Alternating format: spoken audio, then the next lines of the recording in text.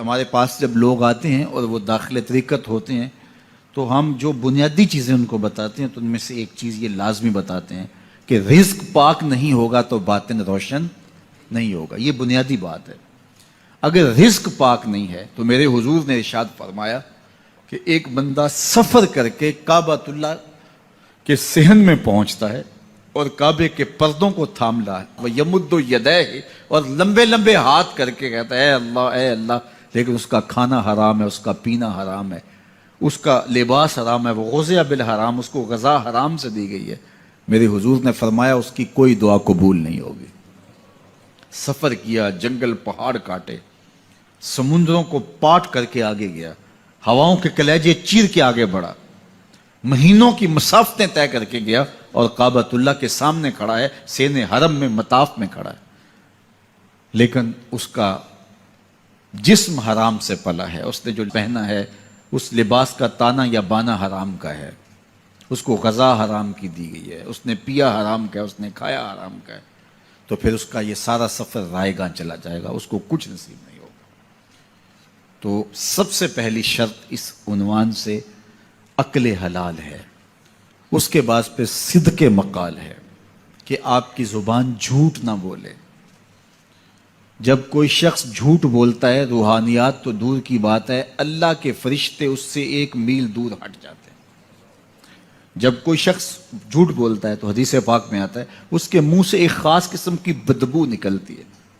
اس بدبو کو ہم نہیں سونگھ پاتے لیکن فرشتے سونگھ لیتے ہیں, چونکہ فرشتے انتہائی حساس مخلوق ہے اور وہ جھوٹ کی وجہ سے نکلنے والی بدبو کو سونگھتے ہیں. اللہ نے حضرت امام اعظم امام ابو حنیفہ رضی اللہ تعالیٰ عنہ کو یہ بصیرت عطا کی تھی اور یہ باطنی نظر بخشی تھی کہ جب کوئی شخص وضو کرتا تھا تو اس کے وضو کے پانی سے پہچان لیتے تھے کہ یہ کس گناہ کا مجرم ہے.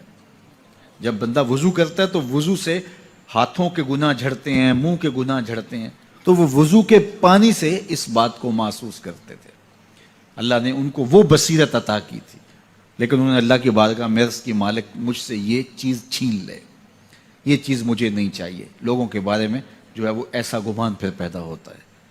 تو فرشتوں کو اللہ نے وہ حساس جو ہے وہ پاکیزہ وجود دیا, اور ان کی حس ایسی ہے کہ وہ بدبو جو انسان بولتا ہے اور لفظوں سے جو اثرات نکلتے ہیں وہ محسوس کرتے ہیں.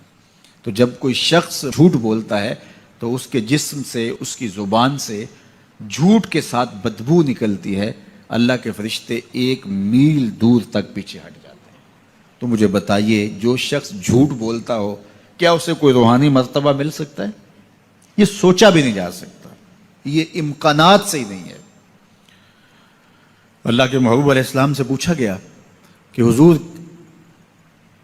کوئی مسلمان, کوئی مومن کیا بزدل ہو سکتا ہے؟ فرمایا نہیں, وہ بہادر ہوتا ہے, لیکن ہو سکتا ہے کبھی اس سے بزدلی بھی سرزد ہو جائے. انسانی کمزوری ہے, کبھی انسان بہت طاقت میں ہوتا ہے اور کبھی انسان کمزور بھی پڑ جاتا ہے. فرمایا ہو سکتا ہے کبھی اس سے ہو بھی جائے. پھر پوچھا کہ بخل کر سکتا ہے؟ فرمایا نہیں, مومن سخی ہوتا ہے لیکن ہو سکتا ہے کبھی اس سے بخل بھی ہو جائے.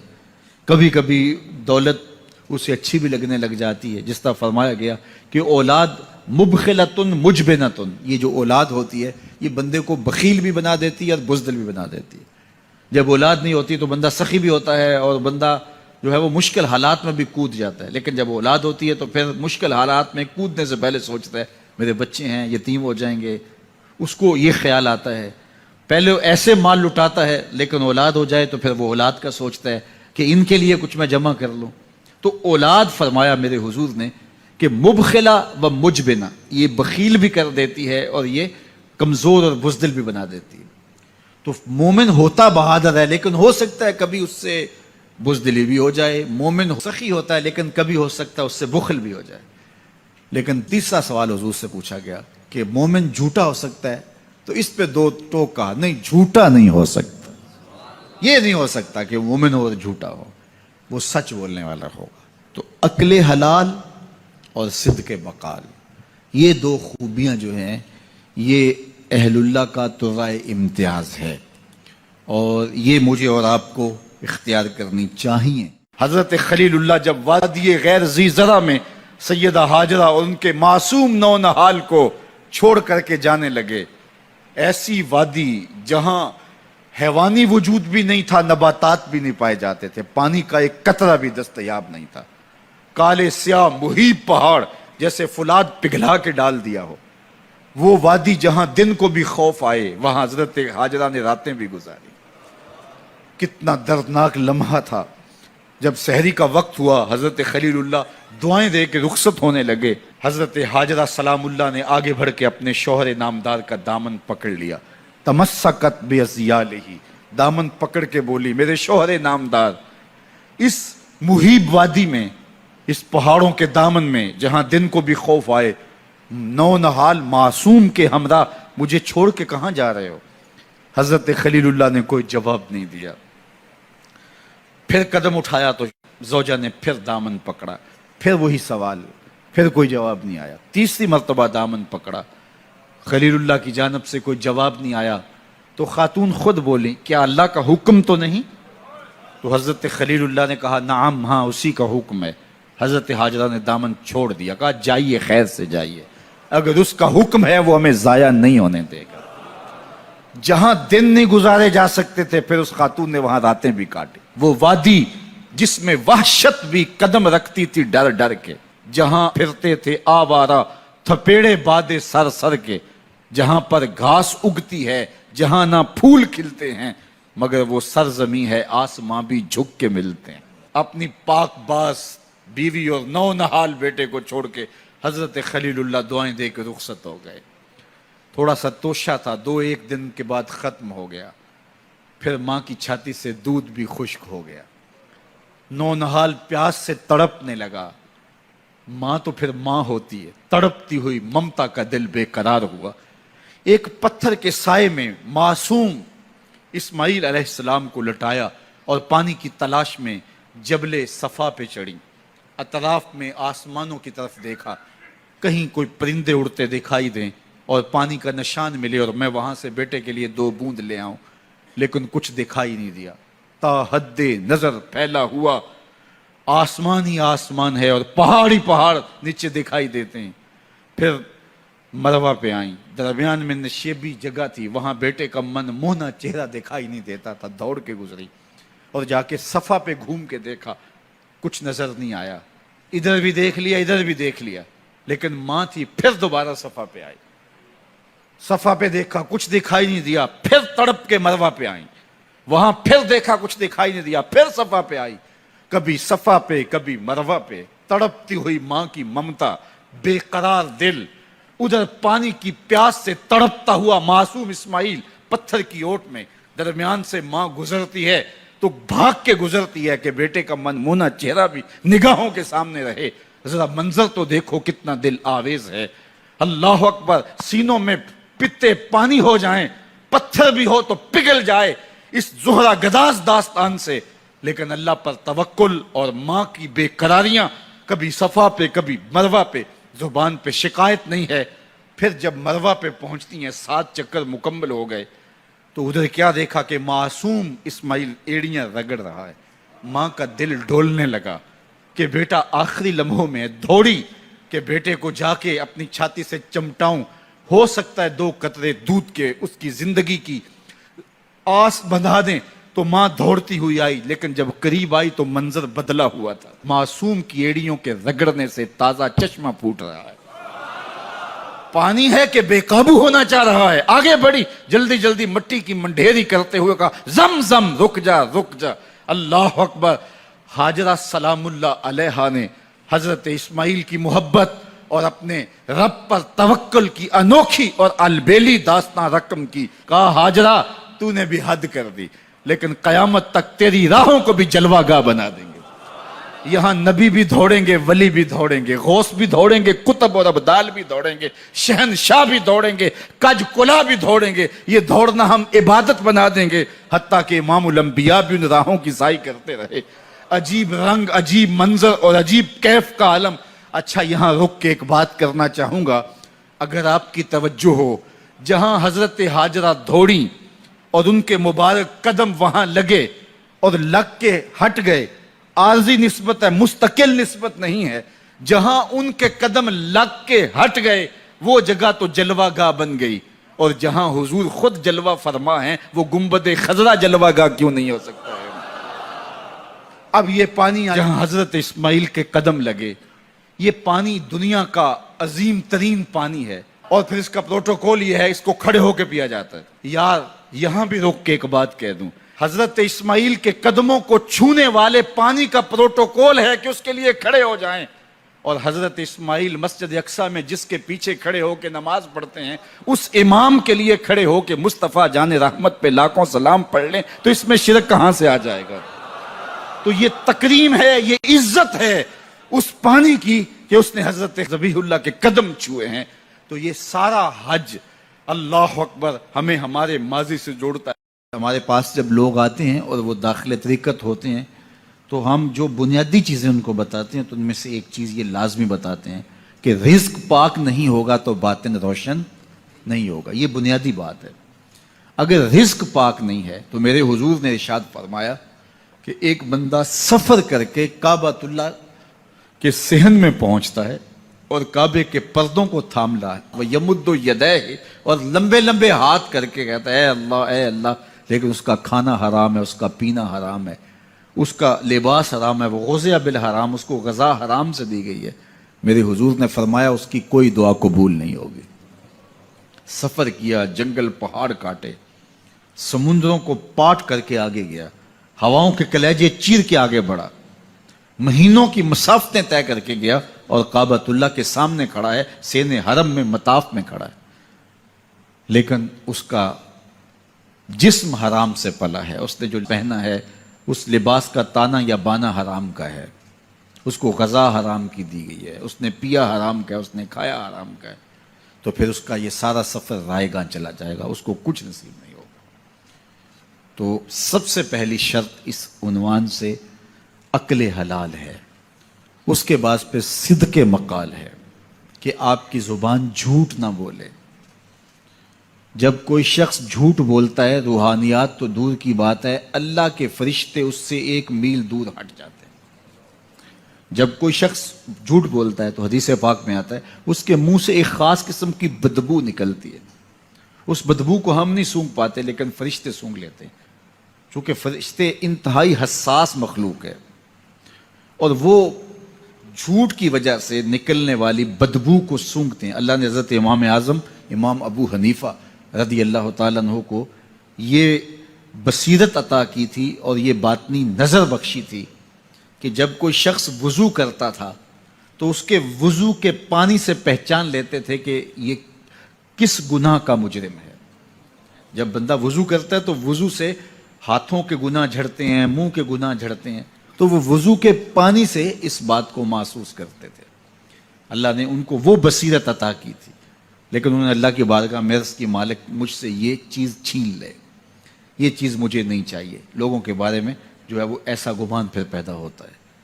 تو فرشتوں کو اللہ نے وہ حساس جو ہے وہ پاکیزہ وجود دیا، اور ان کی حس ایسی ہے کہ وہ بدبو جو انسان بولتا ہے اور لفظوں سے جو اثرات نکلتے ہیں وہ محسوس کرتے ہیں۔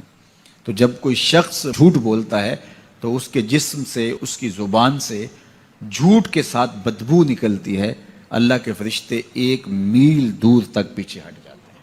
تو مجھے بتائیے جو شخص جھوٹ بولتا ہو کیا اسے کوئی روحانی مرتبہ مل سکتا ہے؟ یہ سوچا بھی نہیں جا سکتا، یہ امکانات سے ہی نہیں ہے۔ اللہ کے محبوب علیہ السلام سے پوچھا گیا کہ حضور کوئی مسلمان، کوئی مومن کیا بزدل ہو سکتا ہے؟ فرمایا نہیں، وہ بہادر ہوتا ہے، لیکن ہو سکتا ہے کبھی اس سے بزدلی بھی سرزد ہو جائے، انسانی کمزوری ہے، کبھی انسان بہت طاقت میں ہوتا ہے اور کبھی انسان کمزور بھی پڑ جاتا ہے، فرمایا ہو سکتا ہے کبھی اس سے ہو بھی جائے۔ پھر پوچھا کہ بخل کر سکتا ہے؟ فرمایا نہیں، مومن سخی ہوتا ہے لیکن ہو سکتا ہے کبھی اس سے بخل بھی ہو جائے، کبھی کبھی دولت اسے اچھی بھی لگنے لگ جاتی ہے، جس طرح فرمایا گیا کہ اولاد مبخلتن مجبنتن، یہ جو اولاد ہوتی ہے یہ بندے کو بخیل بھی بنا دیتی ہے اور بزدل بھی بنا دیتی ہے۔ جب اولاد نہیں ہوتی تو بندہ سخی بھی ہوتا ہے اور بندہ جو ہے وہ مشکل حالات میں بھی کود جاتا ہے، لیکن جب اولاد ہوتی ہے تو پھر مشکل حالات میں کودنے سے پہلے سوچتا ہے میرے بچے ہیں یتیم ہو جائیں گے، اس کو یہ خیال آتا ہے۔ پہلے ایسے مال لٹاتا ہے لیکن اولاد ہو جائے تو پھر وہ اولاد کا سوچتا ہے کہ ان کے لیے کچھ میں جمع کر لوں. تو اولاد فرمایا میرے حضور نے کہ مبخلہ و مجبنہ، یہ بخیل بھی کر دیتی ہے اور یہ کمزور اور بزدل بھی بنا دیتی ہے. تو مومن ہوتا بہادر ہے لیکن ہو سکتا ہے کبھی اس سے بزدلی بھی ہو جائے. مومن سخی ہوتا ہے لیکن کبھی ہو سکتا ہے اس سے بخل بھی ہو جائے. لیکن تیسرا سوال حضور سے پوچھا گیا کہ مومن جھوٹا ہو سکتا ہے؟ تو اس پہ دو ٹوک کہا، نہیں جھوٹا نہیں ہو سکتا. یہ نہیں ہو سکتا کہ مومن ہو اور جھوٹا ہو، وہ سچ بولنے والا ہوگا. تو عقل حلال اور صدق مقال، یہ دو خوبیاں جو ہیں یہ اہل اللہ کا ترائے امتیاز ہے، اور یہ مجھے اور آپ کو اختیار کرنی چاہیے. حضرت خلیل اللہ جب وادی غیر ذی زرع میں سیدہ ہاجرہ اور ان کے معصوم نو نہال کو چھوڑ کر کے جانے لگے، ایسی وادی جہاں حیوانی وجود بھی نہیں تھا، نباتات بھی نہیں پائے جاتے تھے، پانی کا ایک قطرہ بھی دستیاب نہیں تھا، کالے سیاہ محیط پہاڑ جیسے فولاد پگھلا کے ڈال دیا ہو، وہ وادی جہاں دن کو بھی خوف آئے وہاں حضرت ہاجرہ نے راتیں بھی گزاری. کتنا دردناک لمحہ تھا. جب سحری کا وقت ہوا حضرت خلیل اللہ دعائیں دے کے رخصت ہونے لگے، حضرت ہاجرہ سلام اللہ نے آگے بڑھ کے اپنے شوہر نامدار کا دامن پکڑ لیا. تمسکت بعضیالہ، دامن پکڑ کے بولی میرے شوہر نامدار، اس محیب وادی میں، اس پہاڑوں کے دامن میں جہاں دن کو بھی خوف آئے، نو نہال معصوم کے ہمراہ مجھے چھوڑ کے کہاں جا رہے ہو؟ حضرت خلیل اللہ نے کوئی جواب نہیں دیا. پھر قدم اٹھایا تو زوجہ نے پھر دامن پکڑا، پھر وہی سوال، پھر کوئی جواب نہیں آیا. تیسری مرتبہ دامن پکڑا، خلیل اللہ کی جانب سے کوئی جواب نہیں آیا. تو خاتون خود بولی کیا اللہ کا حکم تو نہیں؟ تو حضرت خلیل اللہ نے کہا نعم، ہاں اسی کا حکم ہے. حضرت ہاجرہ نے دامن چھوڑ دیا، کہا جائیے خیر سے جائیے، اگر اس کا حکم ہے وہ ہمیں ضائع نہیں ہونے دے گا. جہاں دن نہیں گزارے جا سکتے تھے پھر اس خاتون نے وہاں راتیں بھی کاٹی. وہ وادی جس میں وحشت بھی قدم رکھتی تھی ڈر ڈر کے، جہاں پھرتے تھے آوارہ تھپیڑے بادے سر سر کے، جہاں پر گھاس اگتی ہے، جہاں نہ پھول کھلتے ہیں، مگر وہ سرزمین ہے آسماں بھی جھک کے ملتے ہیں. اپنی پاک باز بیوی اور نو نہال بیٹے کو چھوڑ کے حضرت خلیل اللہ دعائیں دے کے رخصت ہو گئے. تھوڑا سا توشہ تھا، 2-1 دن کے بعد ختم ہو گیا. پھر ماں کی چھاتی سے دودھ بھی خشک ہو گیا. نو نہال پیاس سے تڑپنے لگا. ماں تو پھر ماں ہوتی ہے، تڑپتی ہوئی ممتا کا دل بے قرار ہوا. ایک پتھر کے سائے میں معصوم اسماعیل علیہ السلام کو لٹایا اور پانی کی تلاش میں جبل صفا پہ چڑھی. اطراف میں آسمانوں کی طرف دیکھا، کہیں کوئی پرندے اڑتے دکھائی دیں اور پانی کا نشان ملے اور میں وہاں سے بیٹے کے لیے 2 بوند لے آؤں، لیکن کچھ دکھائی نہیں دیا. تا حد نظر پھیلا ہوا آسمان ہی آسمان ہے اور پہاڑ ہی پہاڑ نیچے دکھائی دیتے ہیں. پھر مروہ پہ آئیں، درمیان میں نشیبی جگہ تھی، وہاں بیٹے کا من موہنا چہرہ دکھائی نہیں دیتا تھا. دوڑ کے گزری اور جا کے صفا پہ گھوم کے دیکھا، کچھ نظر نہیں آیا. ادھر بھی دیکھ لیا ادھر بھی دیکھ لیا، لیکن ماں تھی. پھر دوبارہ صفا پہ آئی، صفا پہ دیکھا کچھ دکھائی نہیں دیا. پھر تڑپ کے مروہ پہ آئیں، وہاں پھر دیکھا کچھ دکھائی نہیں دیا. پھر صفا پہ آئی، کبھی صفا پہ کبھی مروہ پہ. تڑپتی ہوئی ماں کی ممتا، بے قرار دل.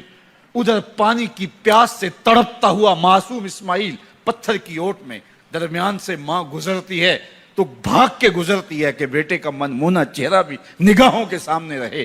ذرا منظر تو دیکھو کتنا دل آویز ہے. اللہ اکبر، سینوں میں پتے پانی ہو جائیں، پتھر بھی ہو تو پگھل جائے اس زہرہ گداز داستان سے. لیکن اللہ پر توکل اور ماں کی بے قراریاں، کبھی صفا پہ کبھی مروہ پہ، زبان پہ شکایت نہیں ہے.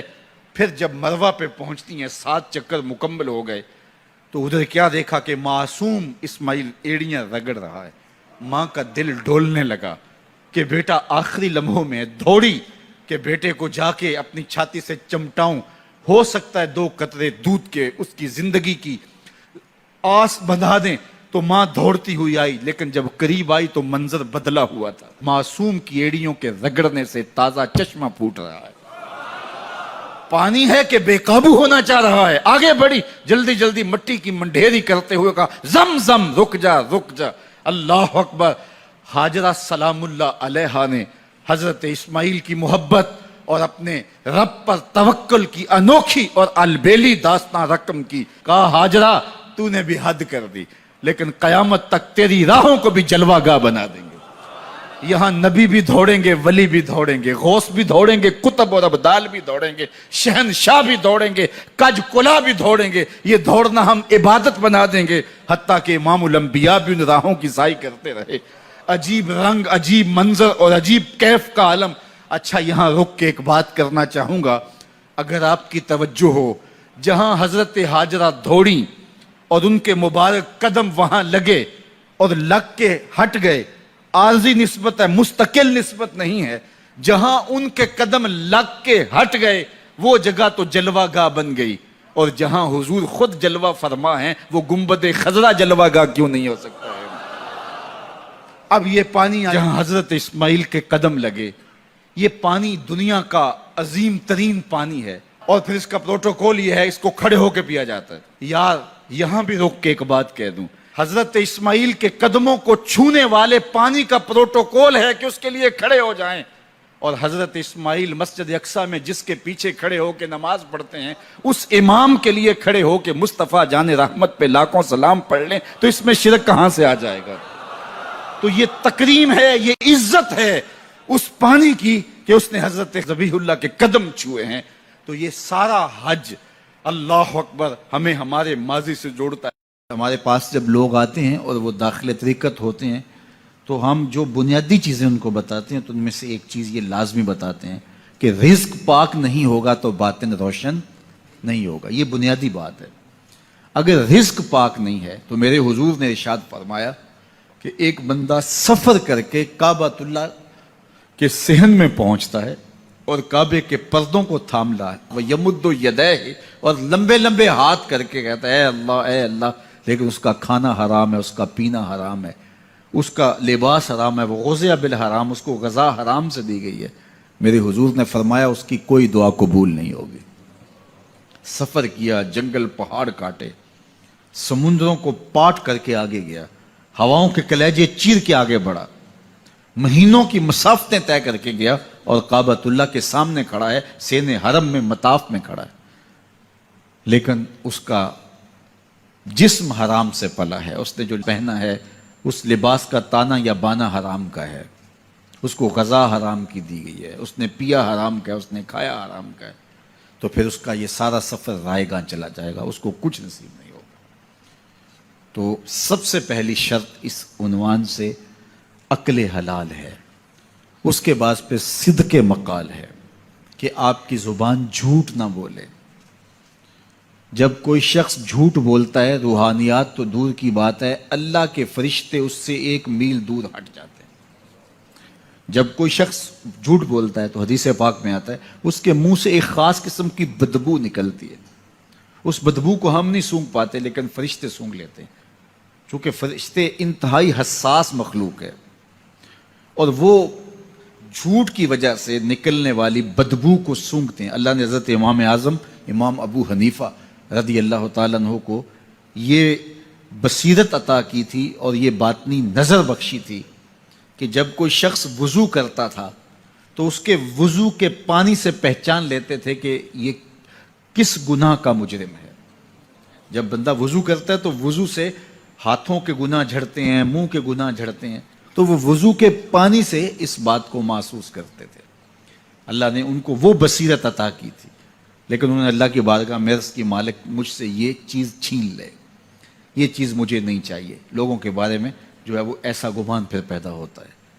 تو فرشتوں کو اللہ نے وہ حساس جو ہے وہ پاکیزہ وجود دیا، اور ان کی حس ایسی ہے کہ وہ بدبو جو انسان بولتا ہے اور لفظوں سے جو اثرات نکلتے ہیں وہ محسوس کرتے ہیں۔ تو جب کوئی شخص جھوٹ بولتا ہے تو اس کے جسم سے، اس کی زبان سے جھوٹ کے ساتھ بدبو نکلتی ہے، اللہ کے فرشتے 1 میل دور تک پیچھے ہٹ جاتے ہیں۔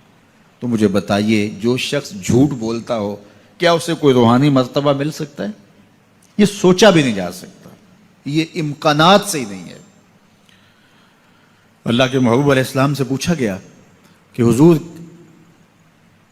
کوئی مسلمان کوئی مومن کیا بزدل ہو سکتا ہے؟ فرمایا نہیں، وہ بہادر ہوتا ہے، لیکن ہو سکتا ہے کبھی اس سے بزدلی بھی سرزد ہو جائے، انسانی کمزوری ہے، کبھی انسان بہت طاقت میں ہوتا ہے اور کبھی انسان کمزور بھی پڑ جاتا ہے، فرمایا ہو سکتا ہے کبھی اس سے ہو بھی جائے۔ پھر پوچھا کہ بخل کر سکتا ہے؟ فرمایا نہیں، مومن سخی ہوتا ہے لیکن ہو سکتا ہے کبھی اس سے بخل بھی ہو جائے، کبھی کبھی دولت اسے اچھی بھی لگنے لگ جاتی ہے، جس طرح فرمایا گیا کہ اولاد مبخلتن مجبنتن، یہ جو اولاد ہوتی ہے یہ بندے کو بخیل بھی بنا دیتی ہے اور بزدل بھی بنا دیتی ہے۔ جب اولاد نہیں ہوتی تو بندہ سخی بھی ہوتا ہے اور بندہ جو ہے وہ مشکل حالات میں بھی کود جاتا ہے، لیکن جب اولاد ہوتی ہے تو پھر مشکل حالات میں کودنے سے پہلے سوچتا ہے میرے بچے ہیں یتیم ہو جائیں گے، اس کو یہ خیال آتا ہے، پہلے ایسے مال لٹاتا ہے لیکن اولاد ہو جائے تو پھر وہ اولاد کا سوچتا ہے کہ ان کے لیے کچھ میں جمع کر لوں۔ تو اولاد فرمایا میرے حضور نے کہ مبخلہ و مجبنہ، یہ بخیل بھی کر دیتی ہے اور یہ کمزور اور بزدل بھی بنا دیتی ہے۔ تو مومن ہوتا بہادر ہے لیکن ہو سکتا ہے کبھی اس سے بزدلی بھی ہو جائے، مومن سخی ہوتا ہے لیکن کبھی ہو سکتا ہے اس سے بخل بھی ہو جائے۔ لیکن تیسرا سوال حضور سے پوچھا گیا کہ مومن جھوٹا ہو سکتا ہے؟ تو اس پہ دو ٹوک کہا، نہیں جھوٹا نہیں ہو سکتا، یہ نہیں ہو سکتا کہ مومن ہو اور جھوٹا ہو، وہ سچ بولنے والا ہوگا۔ تو عقل حلال اور صدق مقال، یہ دو خوبیاں جو ہیں یہ اہل اللہ کا طرائے امتیاز ہے اور یہ مجھے اور آپ کو اختیار کرنی چاہیے۔